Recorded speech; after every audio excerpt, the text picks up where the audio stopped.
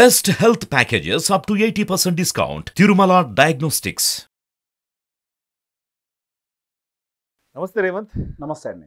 Revanth Q3 results రాబోతున్నాయి and February 1న budget కూడా ఉండబోతున్న vote on budget ఏంటి మార్కెట్ ఎక్స్పెక్టేషన్స్ ఎలా ఉండబోతున్నాయి నెక్స్ట్ 1.5 మంత్ కి? సార్ ఇప్పుడు Q3 రిజల్ట్స్ మీద అయితే ఒక రకంగా మిక్స్డ్ ఎక్స్పెక్టేషన్సే ఉన్నాయి. అండ్ బడ్జెట్ కి సంబంధించి అయితే పెద్దగా కంగారు పడాల్సిన అవసరం ఏం లేదు. అండ్ పర్టికులర్ గా ఇన్కమ్ ట్యాక్స్ స్లాబ్ ఏమైనా పెంచుతారా, 7 లక్షల నుంచి 7.5 లక్షలకు తీసుకెళ్తారా అనే డౌట్ కూడా ఉంటే దాని మీద క్లియర్ చేశారు. ఇప్పుడైతే ఎటువంటి మార్పులు ఉండకపోవచ్చు అని.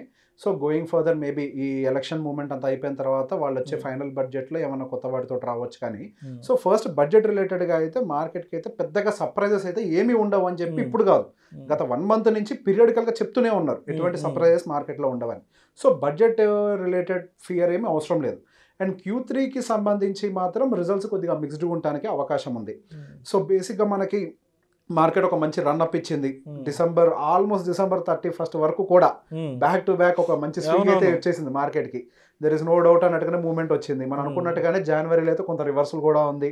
మార్కెట్ చాలా వాలటైల్ గా ఉంది అండ్ హ్యూజ్ వాలటాలిటీ. ఒక్కొక్క రోజు bank Nifty, banking stocks particular గా బ్యాంకింగ్ స్టాక్స్ లో కొద్దిగా ఫియర్ ఎక్కువ కనిపిస్తుంది.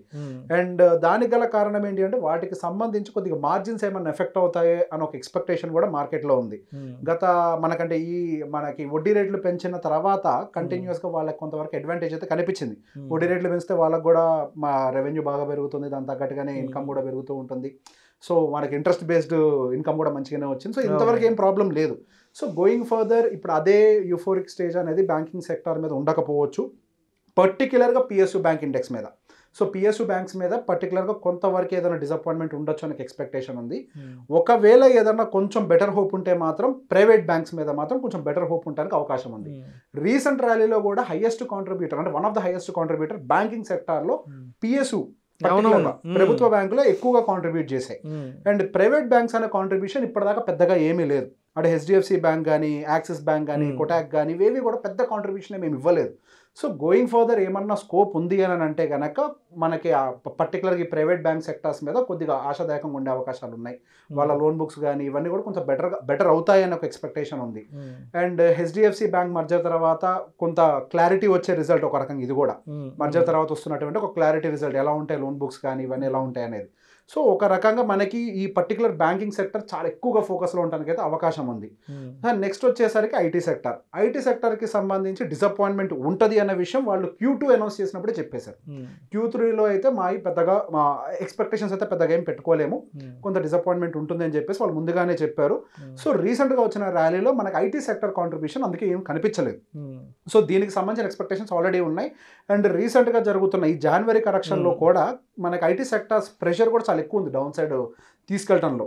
సో మేబీ మార్కెట్ ఆల్రెడీ దాన్ని ముందుగానే ఫ్యాక్టర్ చేసే ప్రయత్నం చేస్తుంది. ఎందుకంటే ఆల్రెడీ ఎక్స్పెక్ట్ చేసేసారు ఇలా జరుగుతుందని వాళ్ళు చెప్పారు, మార్కెట్ కూడా ఎక్స్పెక్టేషన్స్ ఉన్నాయి.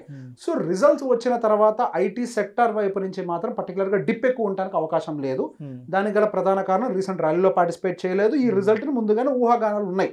ఏదన్నా కొద్దిగా బెటర్ రిజల్ట్స్ వచ్చినా కానీ ఐటీ సెక్టర్ కొద్దిగా పైకి గుంజుకోవడానికి అయితే కొంత అవకాశం ఉంది. అండ్ ఇక్కడ ఇంకొక విషయం కూడా ఉంది. సహజంగా ఫండ్స్ అనేవి ఐటీ సెక్టర్ నుంచి బ్యాంకింగ్ సెక్టర్స్కి మధ్యలో రొటేషన్ ఎక్కువగా జరుగుతూ ఉంటుంది. సో ఇందాక నేను అన్నట్టుగా బ్యాంకింగ్స్లో పర్టికులర్గా PSU సెగ్మెంట్లో కొద్దిగా డిసప్పాయింట్మెంట్ ఉండొచ్చు, ఏమన్నా హోప్ ఉంటే కేవలం ప్రైవేట్లో ఉంటుంది అన్నాను కాబట్టి. సో ఇప్పుడు ఐటీ సంబంధించి కూడా కరెక్షన్ కానీ కన్సాలిడేషన్ కానీ అంతా జరిగింది, బ్యాడ్ ఎక్స్పెక్టేషన్ ఆల్రెడీ ఉంది కాబట్టి కొంత బ్యాంకింగ్ నుంచి ఐటీని ఏమైనా పంప్ చేయడానికి అవకాశం ఉందనేది నేను ఎక్స్పెక్ట్ చేస్తున్నా. అండ్ గోయింగ్ ఫర్దర్ నెక్స్ట్ వచ్చేసరికి FMCG సెక్టర్ పరంగా మాత్రం కొంత మార్జిన్స్ ఏమైనా ఎఫెక్ట్ అవ్వచ్చేమో కానీ సెక్టర్ వైజ్గా మాత్రం ఎటువంటి బ్యాడ్ అయితే లేదు.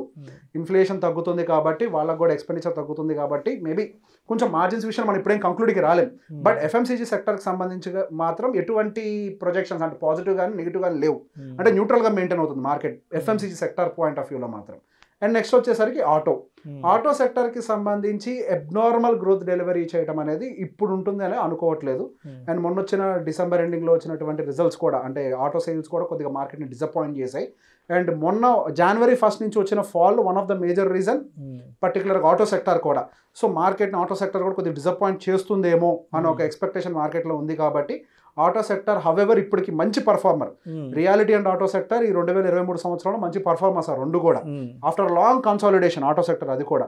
సో మేబీ రన్అప్ అంతా జరిగిన తర్వాత ఇప్పుడు వచ్చేటువంటి రిజల్ట్స్ మార్కెట్ ఎక్స్పెక్టేషన్స్ని మీట్ కావు.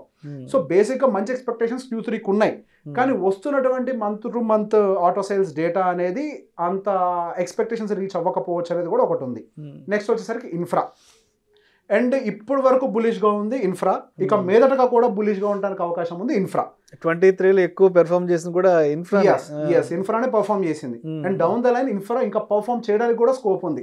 కొత్త ప్రాజెక్ట్స్ అనౌన్స్ చేస్తున్నారు అండ్ మనకి 2023 మిడ్ అండ్ బిఫోర్ వరకు కూడా ఇన్ఫ్రా రిలేటెడ్ గా చాలా వరకు స్టాగ్నెట్ గా ఉన్నట్టుగా మార్కెట్ కనిపించింది. అటు బెంగళూరు అయి ఉండొచ్చు, ముంబై అయి ఉండొచ్చు, చెన్నై అయి ఉండొచ్చు, ఢిల్లీ అయి ఉండొచ్చు, ఇట్లా అంటే అన్ని పార్ట్స్ కూడా స్టాగ్నెట్ అయిపోయినట్టుగానే కనిపించింది. బట్ రీసెంట్ రన్అప్లో మనకు అబ్జర్వ్ చేసింది ఏంటంటే కొత్త ప్రాజెక్ట్స్. ఇప్పుడు మొన్నటి వరకు బెంగళూరులో పెద్దగా ఇన్ఫ్రా డెవలప్మెంట్ లేదు, బట్ ఇప్పుడు పెద్ద టౌన్షిప్స్ అన్ని కూడా బెంగళూరులో అనౌన్స్ చేస్తున్నారు. అదేవిధంగా ముంబైలో NCR, న్యూ ముంబై, నవీ ముంబై అంటుంటారు, ఆ వాటిలో అనౌన్స్ చేస్తున్నారు, చెన్నైలో అనౌన్స్ చేస్తున్నారు. సో బేసిక్గా డౌన్ ద లైన్ వాళ్ళ యొక్క వాల్యూమ్స్ ఇంకా గ్రో అవుతాయి అని ఒక ఎక్స్పెక్టేషన్ అయితే ఇంకా ఉంది మార్కెట్లో. అండ్ దాంతో పాటుగా ప్రైజెస్ కూడా షూట్ అవుతున్నాయి, అంటే రియల్ ఎస్టేట్ కూడా అంచెలంచెలుగా పెరుగుతూ పోతూ ఉంది. సో ఈ ప్రైజింగ్ పెరగడం వల్ల వాళ్ళ రెవెన్యూ గ్రోత్ కూడా పెరగడానికి అవకాశం ఉంది. When revenue grows their margins will also grow for the period of time. So ఈ అడ్వాంటేజ్ అనేది ఇన్ఫ్రాకి అయితే ఇంకా కంటిన్యూ అవుతుందనే ఎక్స్పెక్టేషన్ అయితే డౌన్ ద లైన్ కనిపిస్తూనే ఉంది.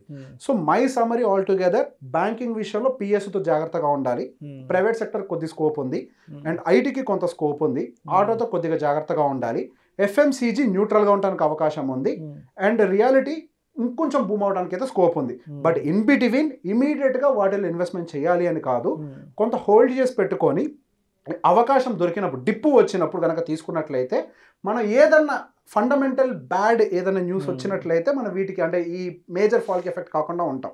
ఇప్పుడు గుర్తుపెట్టుకోవాల్సింది ఏంటంటే ఇమీడియట్గా షూటప్ అయిపో ఏ సెక్టార్ కూడా ఎంత మంచి రిజల్ట్స్ వచ్చినప్పటికీ కూడా 1-2 days మేబీ కొద్దిగా వాటి యొక్క పర్ఫార్మెన్స్ చూపించి మళ్ళీ ప్రాఫిట్ బుకింగ్ అనేది జరుగుతుంది. ఎక్కువ వాలటాలిటీ ఉంటుంది రిజల్ట్స్ వచ్చినప్పుడు, మార్కెట్ ఎక్స్పెక్టేషన్స్ తగ్గట్టుగా వస్తే ఒకలాగా ఉంటుంది, లేకపోతే ఒకలాగా ఉంటుంది.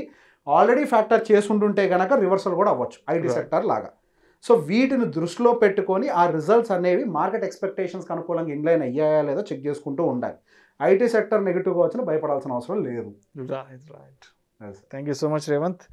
నెక్స్ట్ 1-2 monthsలో మార్కెట్ ఎలా ఉండబోతుంది అండ్ మార్కెట్ ఎక్స్పెక్టేషన్స్ ఏంటనే దాని గురించి చాలా క్రిస్టల్ క్లియర్గా ఆడియన్స్కి తెలియజేస్తే thank you so much sir. Thank you అండి.